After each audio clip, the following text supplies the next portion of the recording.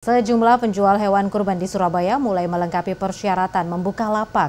Perizinan lalu lintas ternak harus melalui Sistem Informasi Kesehatan Hewan Nasional atau ISHIKNAS.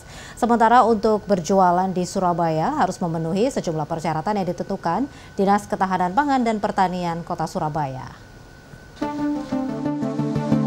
Sejumlah penjual hewan kurban yang akan membuka lapak lagi di Surabaya sudah mulai menyiapkan lahan. Mereka juga mengurus perizinan lalu lintas ternak melalui Sistem Informasi Kesehatan Hewan Nasional atau ISHIKNAS seperti tahun lalu. Penjual pun telah menyeleksi hewan dari peternak dan pasar, kemudian melakukan penggemukan. Selain seleksi kesehatan, bentuk fisik juga harus memenuhi syariat hewan kurban. Jadi saya ngambilnya itu di petani-petani di luar Jombang, itu tujuannya ke Jombang itu sudah mendapatkan rekomendasi kesehatan. Nah, itu nanti yang kita upload di aplikasi ISHIKNAS gitu. Nah, nanti pada saat dibawa ke kota, itu juga kita membuat rekomendasi dari kota tujuan, itu semacam seperti rekomendasi surat sehat dan juga asal tujuan.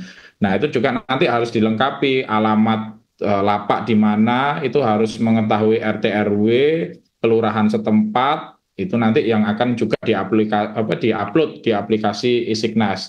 Sekitar 2 minggu setelah Idul Fitri, saya sudah mengurus perizinan dari kota Surabaya.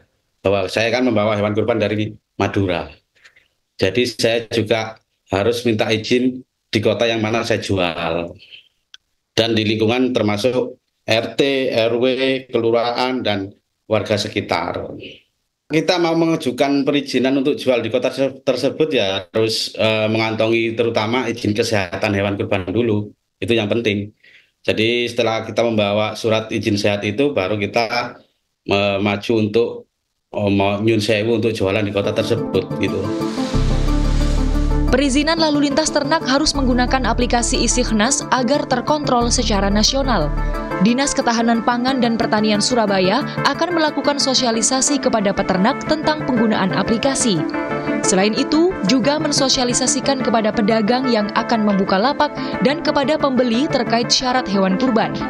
DKPP mensyaratkan untuk membuka lapak di Surabaya, penjual harus mendapat surat izin dari lurah dan camat di lokasi berjualan. Kemudian terdapat pagar pembatas di lapak agar hewan tidak berkeliaran, mengantongi SKKH dari daerah asal dan sudah divaksin minimal 1 kali. Kemudian dilarang berjualan di area dekat peternakan untuk mengantisipasi penularan penyakit dan terdapat lokasi pemotongan bersyarat.